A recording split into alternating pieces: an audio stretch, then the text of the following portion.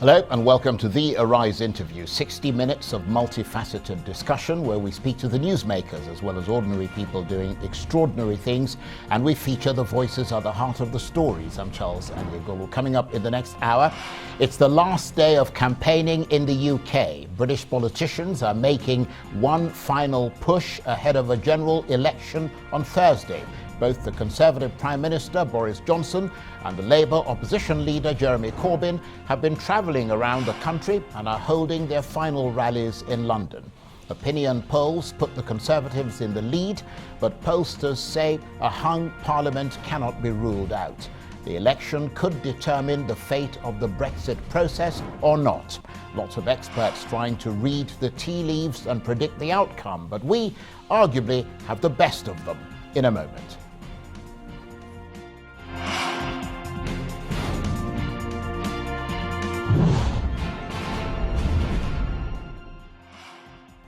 Now, political parties in the UK are in the last day of campaigning ahead of a defining general election on Thursday. Party leaders are crisscrossing the British Isles in a final attempt to get their messages across and win the support of undecided voters. Knocking on doors, putting leaflets through letter boxes, and the use of social media this time around have all been very important parts of the campaign. Both the Conservative Prime Minister Boris Johnson and the Labour opposition leader Jeremy Corbyn have been appearing at several rallies. Mr Johnson has been asking the electorate for a clear majority to break a parliamentary deadlock. Mr Corbyn has pledged increased spending on public services. My ambition is very simple. I want it to be the greatest place on earth to live, to be, to bring up your kids, to see you bring up your grandkids, and the cleanest, greenest country on earth. The only thing that's standing in our way, the only thing is that if you were a super green supercar, the flat tyre we have, you know what it is? It's punctured Parliament. And so all I'm asking is for your help to change that punctured Parliament on Thursday of next week and get us a working majority.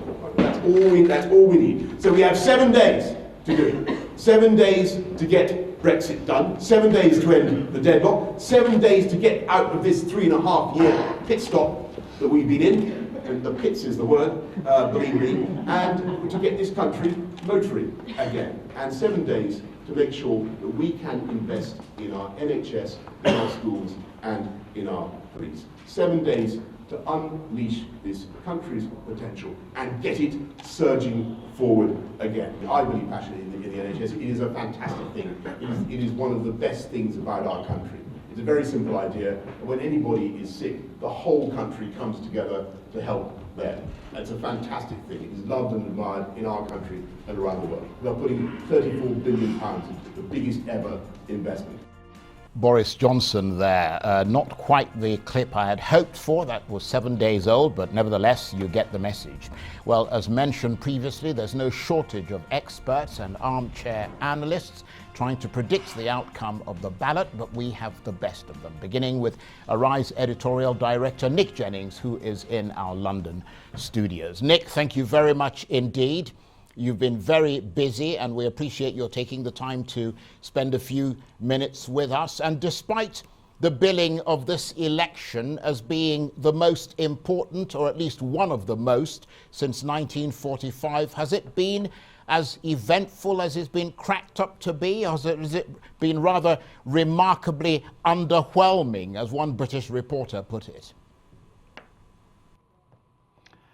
Well, Charles, thank you very much for that introduction. And as far as billing is concerned, I have to offer a humble caveat that in my 40-odd years of journalism, I've always avoided the Westminster bubble and British politics like the plague. So I'll do and concentrated on international news. So I'll do my very best to give you the best analysis I can. As far as how this election has gone and has it lived up to its billing, I think it's fair to say that you're dealing here with a public that was already very poisoned towards politics, because Brexit, the 3 years we've had since the referendum, has caused not only a polarization across the country, but it's also led to a sort of paralysis in Parliament. And many people are quite frankly very peed off with politics and politicians. And the idea of having another election with Brexit top of the list of topics, if you like, is not something that people really relish. As far as the campaign is concerned, I think it's largely been quite an unedifying experience, because we've seen a lot of false promises made, this sort of jam today and jam tomorrow observations by many people. This is what politicians are offering. The Conservatives and both Labour have made statements at how much money they're going to spend on hospitals and social welfare and improving the economy, etc., etc., etc. When the experts look at some of those figures, they've sort of drawn big red lines through it and say, how is this possible? I mean, one of the things that strikes me by the Conservative manifesto and their campaign is it's almost created a miracle, because we've seen austerity virtually atomized in a single sentence now, that austerity no longer exists, and somehow Boris Johnson has found millions and billions of pounds in the state coffers to promise that he's going to build 40 new hospitals and 20,000 more police on the street to fight crime and improve the Royal Navy and put more fighter aircraft into the skies. All these very, very stirring promises. But at the end of the day, a lot of people aren't fooled, and they believe that, you know, whoever gets into power isn't going to be able to produce the sort of economic principles, policies and promises that they're offering. And of course Corbyn himself is promising that he's going to nationalise the British mail system, he's going to nationalise the rail system, he's going to nationalise the utility companies, the companies that provide power and water across Great Britain. And again, people are questioning, A, whether that is feasible, B, how much it will cost, and C, what damage it does to the economy. So a lot of false promises, and as I said at the beginning, an electorate that is very sceptical about politicians' promises. And Nick, you mentioned the Conservatives, their big sort of headline grabbing topic is to get Brexit done, but not saying much about what that really means beyond leaving the EU in January. Yes, I mean, Boris Johnson, you know, he's put his neck on the line more than once now about the deadline, and he's failed on the first deadline at the end of October. He's now saying he wants to get Brexit done as quickly as possible. But even if he were to win with a majority, and we can talk about the latest polls in a minute, Charles, his next deadline is to get out of the EU by the end of January, only a few weeks away. Even if he were to achieve that, if he's got a big enough parliamentary majority to push it through and he's not blocked by Parliament, which looks unlikely, there is still, we're not out of the woods then, because there is then a very prolonged and protracted period of negotiation with trade deals with all the countries that Britain's going to do business with in the future if it's not trading with the EU, and also what its trade agreement itself will be with the EU, because of course even once Britain has withdrawn, there's still going to be trade that goes backwards and forth across the channel into the 27 odd members of the European Union. So yes, this is another example, many people have saying, is how you can't necessarily judge Boris Johnson on the words that he says, because quite often he doesn't live up to the promises he's making. And of course he has a very poor reputation for someone who's not very trustworthy with his use of language and the promises he makes. So getting Brexit done quickly is quite a sort of fancy election slogan or campaign slogan, if you like, Charles. But if you delve deeper into it, it's not going to be a very quick process. And Nick, what about the opposition Labour Party? You talked about them briefly earlier, making the case for a more socialist Britain, a more sort of interventionist state. How is that message being received? Well, I think it's, you know, a lot of people that are going to benefit it, whether you work in the National Health Service or you work in other, you know, government occupations, they're going to favour it because they haven't had pay rises for years. They've been subject to so many cuts under the austerity measures of the Conservatives for almost 9 neat years now, and a lot of people look upon a kinder, more friendly government as something that they look forward to, where we deal with questions of public housing and neglect of people that are disadvantaged, etc. So it does appeal to those people who are on the left, of course. But this isn't a normal election in the sense that people are necessarily going to follow the traditional parties that they would have voted for, or their parents would have voted for, because Brexit has, quite frankly, not only divided the country and polarized people, as I explained earlier, it's also caused a bit of a sort of electoral phenomenon, in so much as many hardcore Labour voters in some of the most traditional Labour voting areas up in the impoverished northeast around Sunderland and Newcastle and all that, they all voted Brexit. They wanted to get out of the European Union, they wanted to get out as quickly as possible, and they're very disgruntled and disappointed that 3 years on from the referendum, Britain hasn't left or even looks like defining its path out of the EU. And there is very many suggestions that some of these bitterly disappointed people who would have voted Labour are now going to vote for Boris Johnson because he's going to get the job done and he's going to get out of Brexit.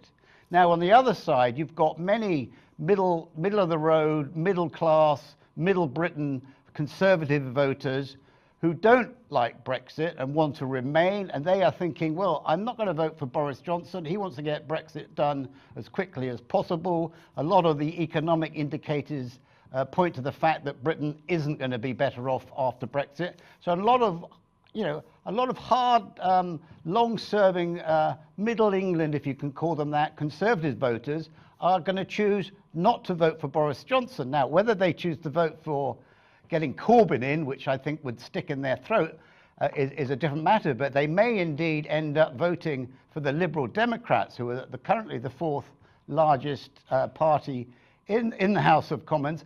And they, of course, have promised, as their campaign manifesto, one of their key promises is that they would immediately have another referendum on whether to leave the EU or not. So that kind of complicates things, where people's traditional political value lies, where their traditional political values lie, and actually what is going to be best in their interests, or what they feel pro or against as far as Brexit is concerned. Well, Nick, I'm just listening to you is just absolutely riveting, because the political calculations in Britain are just astonishing and totally unpredictable. I'm going to ask you to stay with us, because I suspect we're going to need to take a short break in a hot second, but we would like to keep chatting with you. Very, very, very interesting. Nick Jennings, our editorial director there, talking to me from London, and we will get back to him in a moment. You're watching the Arise interview. Plenty more still ahead as we continue our analysis of the upcoming British general election. Stay with us.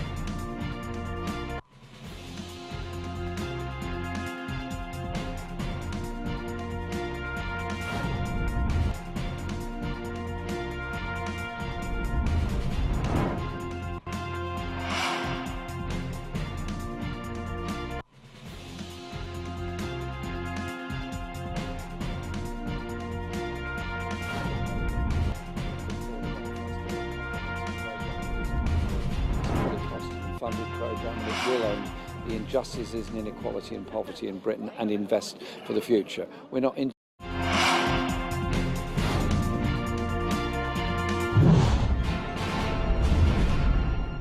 Welcome back to the Arise interview. I'm Charles Onyegulu. Now, the 6-week general election campaign comes to an end today in the UK. With just a few hours to go before the polls open, party leaders have been trying to sell their key messages for an election which has been described as the most important for a generation. The opposition leader, Jeremy Corbyn, said Labour offers a vote for hope, while the Prime Minister, Boris Johnson, said the Conservatives are the only party that can get Brexit done. If the Conservative Party under Mr Johnson converts its consistent lead in the opinion polls into a parliamentary majority, then the UK will almost certainly leave the EU by the end of January. If it doesn't, then the situation becomes a lot less certain. What is clear is that the vote to leave the EU 3.5 years ago and the subsequent failure to implement the result has created a far less predictable British electorate, with many people's party loyalty turned on its head by Brexit. We'll discuss all that in a moment. But first, here's the Labour opposition leader, Jeremy Corbyn, making one of his most recent campaign pitches.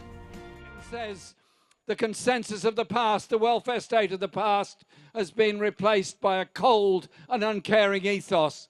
They are dead right. When the UN condemns the process of austerity in modern Britain, the 5th richest country in the world, don't you think it's time to get rid of the government that brought that about? When the Daily Mirror today shows this picture, I'll turn it round so everyone can see it, this picture of a 4-year-old boy suffering from pneumonia being treated on the floor of a hospital. And people ask questions about this, and I simply say this. The Tories have had 9 years to fund our NHS properly. It's time to bring their regime to an end and elect a Labour government that's determined to fund our NHS properly. Boris Johnson really wants a no-deal Brexit straight into the arms of Donald Trump and a trade deal with them. And it's very clear to me that trade deal with the United States, that trade deal would put all of our public services at risk into the hands of global corporations. And they would open up what they gently call our health market. Well, I've got news for them. There is no health market. We shut that down in 1948 when we established the National Health Service. Healthcare free at the point of need for all. Labour will offer people the choice over the relationship with Europe, but we will not be undercutting wages, ruining conditions, destroying workers' rights. The Labour opposition leader there, Jeremy Corbyn, and Arise editorial director Nick Jennings is still with me from our studios in London. Thank you for staying with us, Nick. And it is December, of course. It's cold, it's dark, and there's also this issue of the kind of underwhelming feeling. I mean, we just saw that clip from Jeremy Corbyn. Some questions have been raised about whether that picture of the little boy lying on the floor of an emergency room in a hospital in the UK is fake news. I mean, is all that likely to affect turnout, or are the stakes high enough to offset that? Well, Charles, let's talk about the weather first. We always like talking about the weather in Britain. We are, of course, always at the mercy of very capricious weather. The forecast for tomorrow is cold, wet and windy. No great surprise about that. It is December and we are, on the cusp of Christmas, if you like. There has been a lot of speculation that the sort of weather conditions would affect turnout. But if you look at the statistics from the past, you'll see that that's not the case. This is the first time an election has been held in December for nearly 100 years. But going back to one of the last elections that was held in the winter period, which was in February 1950, that in fact had the highest turnout for almost the last 60 years. So a lot of people are saying that weather won't have a big impact on the polls. I think a bigger impact will be how inured and fed up people are with the political system and whether their vote is ever going to make any real difference rather than the voting figures. If you look at the turnout in 2017, it was 68%. And of course, prior to that, in the referendum, the referendum that's really put Britain into this mess, if you like, the turnout then in 2016 was 72%. Coming back to your question about what sort of a campaign it's been, and that clip there we showed from the Labour leader, Jeremy Corbyn, it has been, by some standards, some British standards, if you like, quite a dirty campaign in the sense that a lot of accusations flying both ways, a lot of false promises, as we've talked about earlier, but there has been what some analysts are saying has been that this is a campaign which has been awash with doctored videos, dodgy websites and manipulated Twitter accounts, with both Jeremy Corbyn and Boris Johnson issuing fake declarations and fake accusations and allegations about the other party, and using fake statistics to try and present their own particular views in a more positive light. And it's very difficult in these circumstances to actually get to the bottom of what is fake news or real news, if you like, when it comes to campaign promises. And I think most people are pretty much of the view that I am, that you've got to take anything that a politician says in these circumstances with a very large grain of salt. And of course, as far as Jeremy Corbyn is concerned, as far as his electoral prospects are concerned, he's not the most charismatic figure on the political front. But a lot of what he says about protecting the national health is something that rings very true with a lot of voters, not just Labour voters, because the national health system, which, as he said there, was introduced at the end of the Second World War by a Labour government, is something that Britain feels very proud of. And certainly many people come to Britain and are absolutely impressed, including Americans, by the way, who are so impressed about the national health system. It is a system that is creaking all over because of the government cuts and the fact that the staffing levels aren't as high as they should be, and it's just not been given the investment to keep it up to date with the huge increases in population and more sick people and more elderly sick people availing itself of its services. So Jeremy Corbyn appealing there to national health, that is going to be something that people vote for. There is a fear that under the Conservatives, if they get out, they're going to sell the national health system off to the United States, although both President Trump and Boris Johnson have dismissed those allegations. So going back to your question about the weather and the turnout, we don't know what the answer to that's going to be, Charles, but as I said, the statistics don't support the theory that if it's wet and windy, people won't go out and vote. And Nick, just taking into account all the things you've said in your analysis there, what's the real key thing to look out for in this election? Is it the way that Brexit has played out and the way the parties have struggled with a polarised country? I think so, Charles. And I think the key thing to look is where the vote goes. And by that I mean it's not just whether it goes to the Conservatives or Labour. And I'll quickly give you the latest opinion polls issued by Opinion, who were very accurate last time round when they predicted that Theresa May was going to lose her majority or have a very much reduced majority. The latest opinion polls, these are the latest ones we have the Conservatives winning 45% of the vote with 339 seats in Parliament, Labour 33% with 231, Lib Dem 12% with 15 seats, and the Scottish Nationalist Party, who are the third largest party in Westminster, we must reinforce that, with 41 seats. That would give the Conservatives a 28-seat majority, which would be enough. But the key is how many people abandon the Conservatives, for example, or abandon Labour and vote for the Lib Dems, because that could, of course, lead to the fact that the Conservatives don't get that 28-seat majority,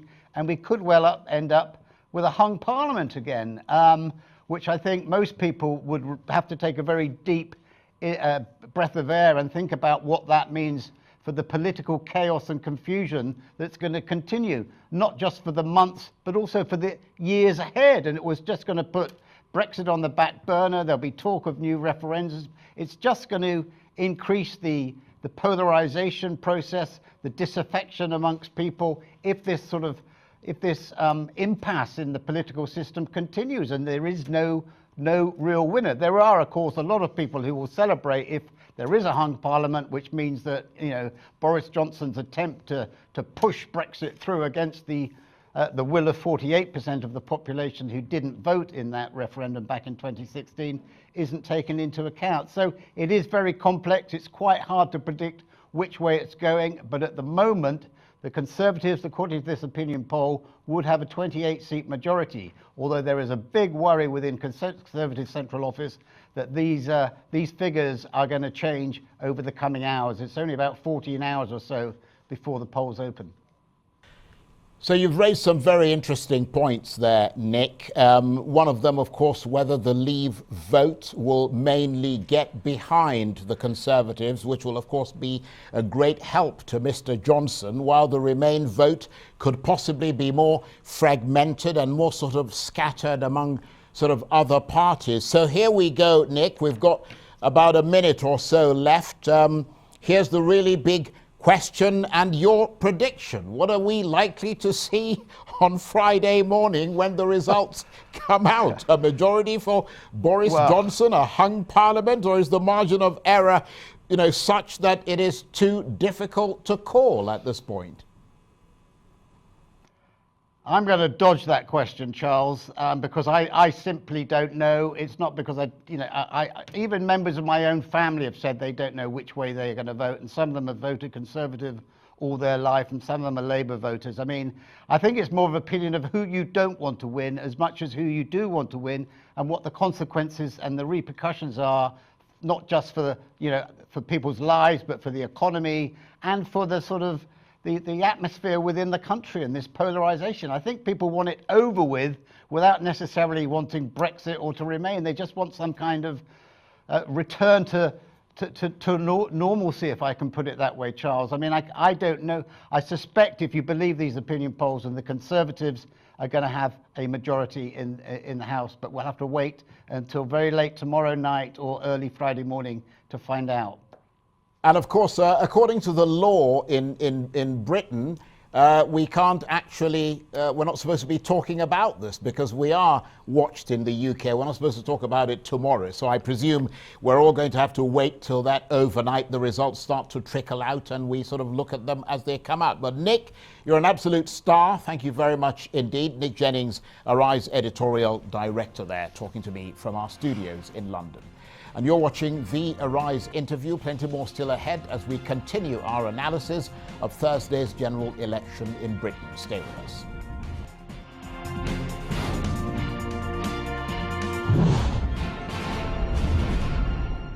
Welcome back to the Arise interview, where we speak to the newsmakers as well as ordinary people doing extraordinary things around the world and featuring the voices at the heart of the stories. I'm Charles Aniagoldo. Now, in the UK, voters are getting ready to head to the polls for a defining general election, the third in 4 years. And today marks the last day before Thursday's vote.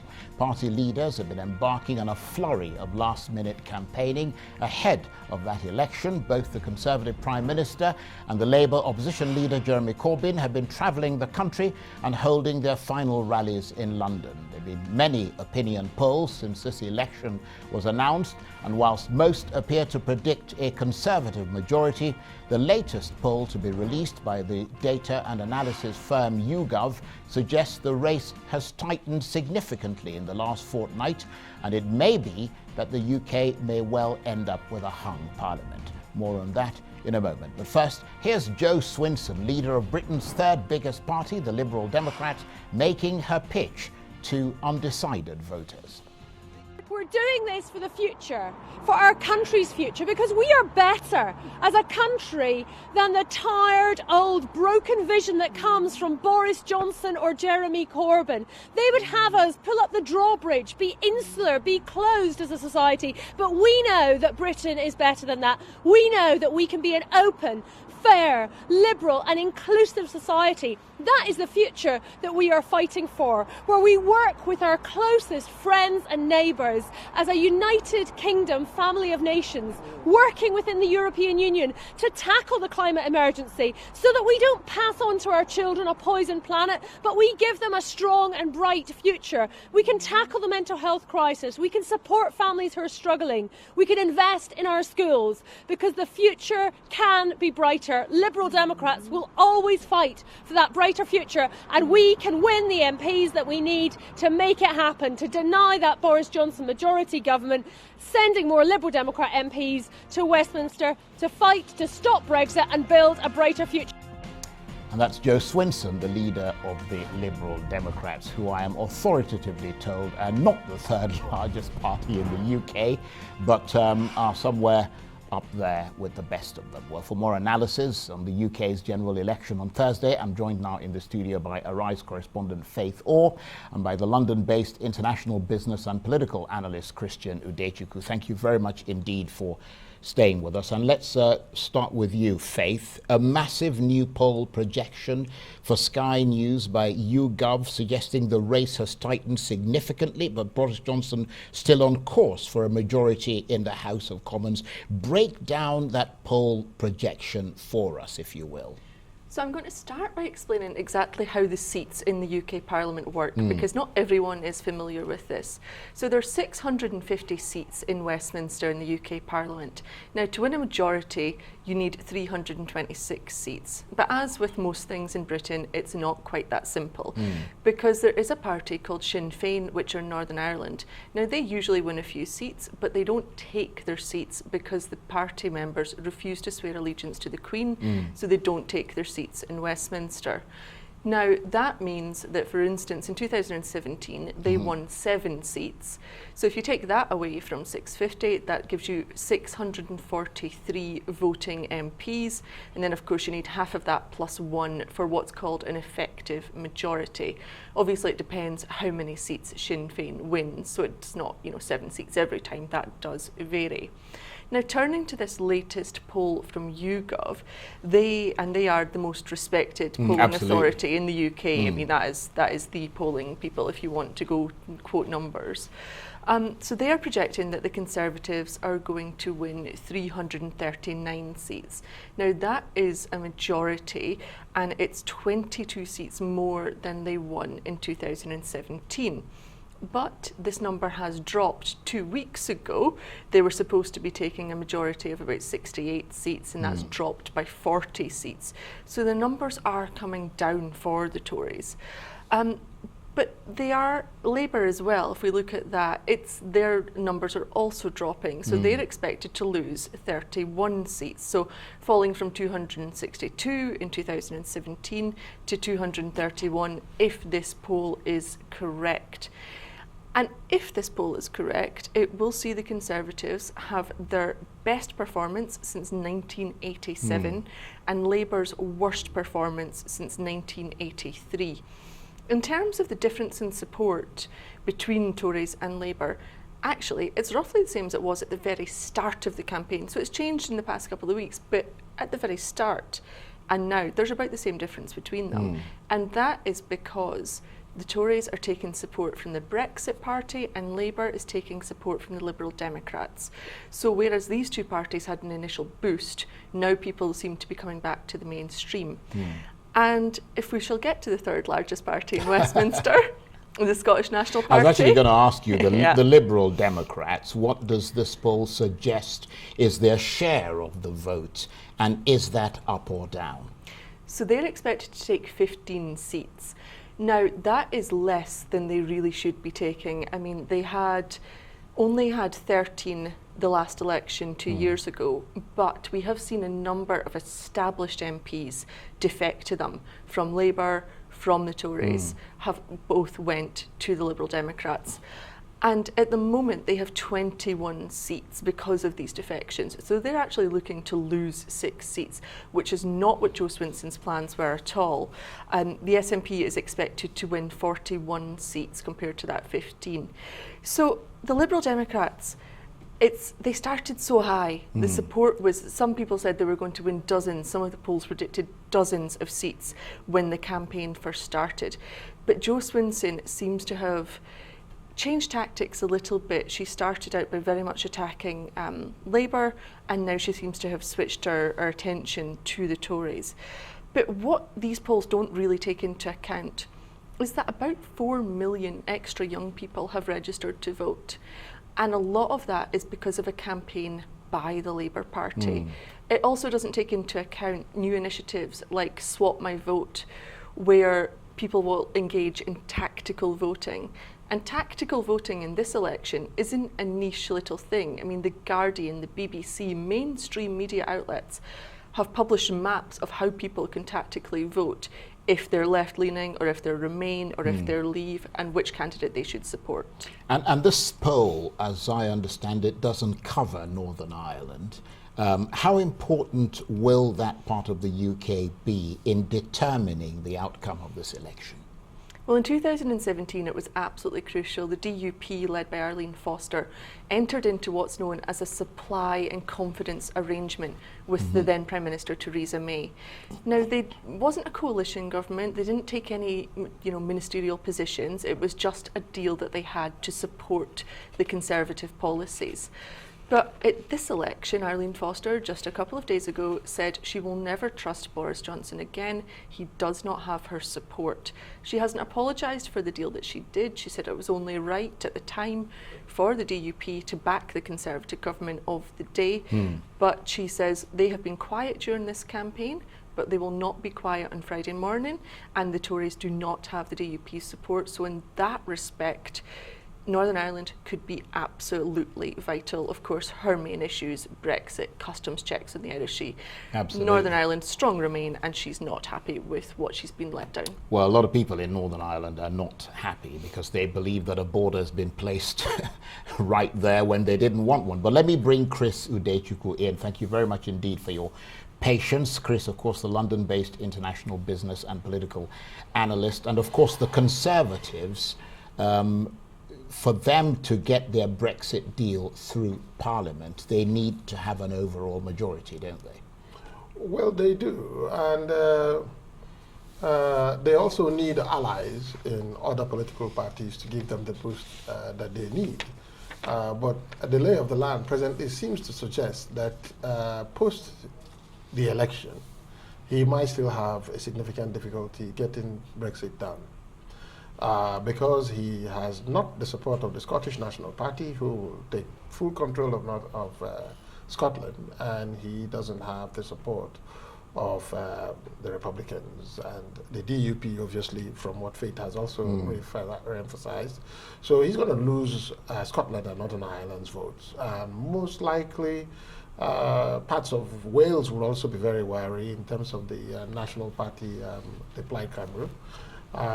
So it's going to be difficult seeing how he gets Brexit done. And you know what the argument about getting Brexit done by the end of the year, post the election and all, it's an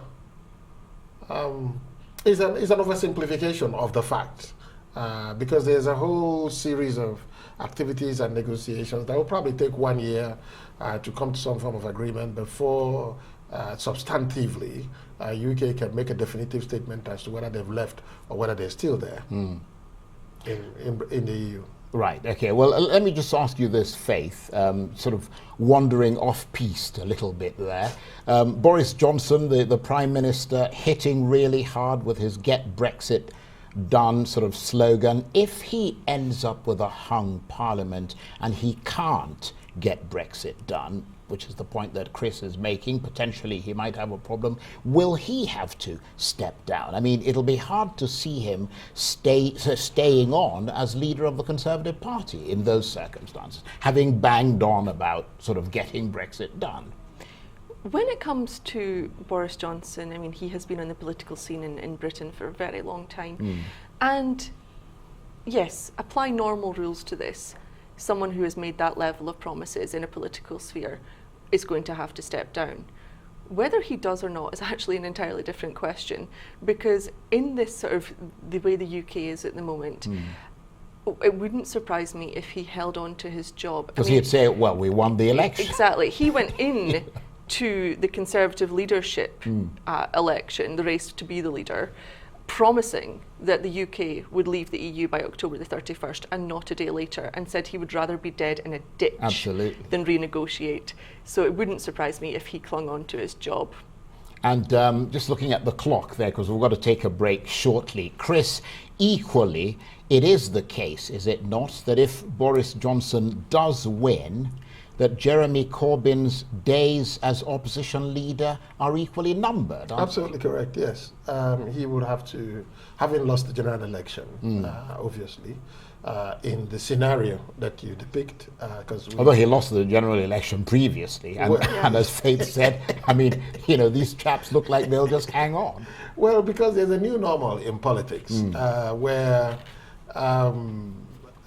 there's always, you know, believe less of what you know and what you see, and believe more of what the leader is saying.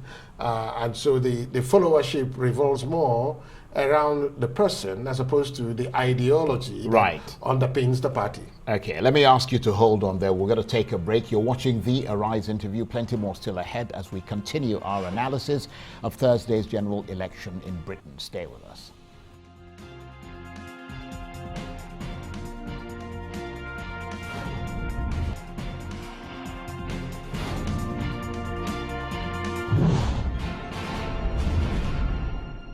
Welcome back to the Arise interview. I'm Charles Onyegwuolu. The countdown is on. It's the last day of campaigning in Britain's general election on Thursday, but as the campaign draws to a close, the exact outcome is still uncertain. Opinion polls put the Conservatives in the lead, but pollsters say a hung parliament cannot be ruled out. As you can imagine, as voters prepare to elect a new government in a few hours' time, there's no shortage of lots of experts and armchair analysts trying to predict the outcome. Lots of uncertainty around this ballot because of Brexit, which has upturned traditional party loyalties. So the most that can be done is a best guess, which is most certainly not a reliable forecast. We'll have more analysis in a moment, but first, here's a section of voters giving their take on the election.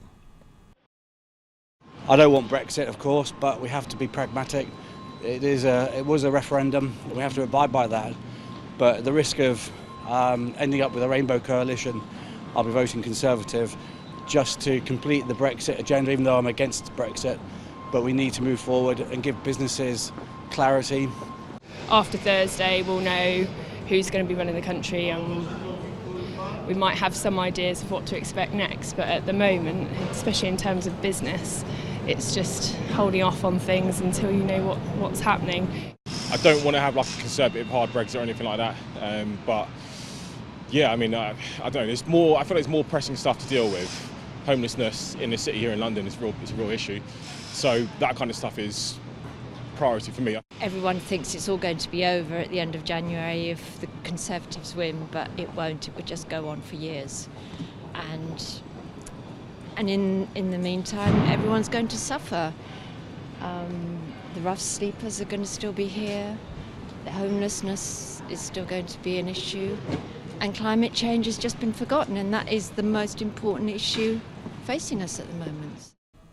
A cross-section of people in the UK there talking about the upcoming election. And still with me in the studio, Arise correspondent Faith Orr and the London-based international business and political analyst Christian Udechukwu. Thank you for staying with us. I'll come to you, Faith. I think it was the Roman statesman Cicero who was discussing how to win elections 2,000 years ago, long time. One way he thought was to promise everything to everyone and then just live up to the promises that benefit you. I wonder if that kind of campaigning seems all too topical to UK voters who are heading to the polls on Thursday, because many are saying they're fed up with deceitful politicians. Is there a sense that trust in politicians that are standing in this ballot is at an all-time low, as one newspaper put it in the UK? Yes, I think that's pretty much where we're at. There was actually a poll done recently, and politician was the least trusted of all the professions in the UK. So politicians not particularly popular at the moment. I mean, neither are journalists actually in the UK, but that's another matter. Well, I think I'd rather be a journalist than a politician at this point. But yes, trust is a big issue in this election, particularly because we are 3.5 years on from the EU referendum, and a lot of people, whether they truly want or not, have said, well, we were promised that Brexit and it hasn't happened. And that is really hitting Labour, for instance, especially in their traditional heartlands in the north of England, where they're saying, well, how can we trust you? We voted for this and now you're saying that you're going to renegotiate, and then you're going to hold another vote. So that could be an impact for Jeremy Corbyn. And also as well, I mean, we've seen the Prime Minister, he has studiously avoided scrutiny in the run-up to this vote.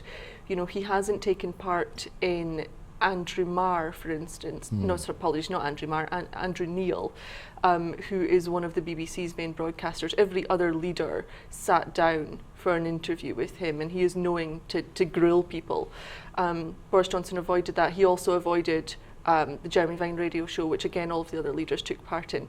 This morning, he ran away from a former colleague of mine and hid in a fridge to avoid an interview. I mean, this was all over the news in the UK this morning. So people are saying, well, if we can't, you know, if you can't even stand up to scrutiny, if you won't answer questions, how can we trust any of you? There's been a lot of fake news as well. A lot of, if you look on Twitter, you'll see exactly the same tweet, exactly the same wording, including the same spelling and punctuation mistakes, repeated over and over and over from different accounts, all targeting people in this election. So there's a lot of mistrust. And Chris, just picking up from Faith there on that issue of questionable accounts and allegations of fake news in this election, the boy lying on the floor in an emergency room in a hospital in the north of England, both leading parties accused of spreading disinformation. To what extent are the British public being fed fake news? What difference has social media had to make on that?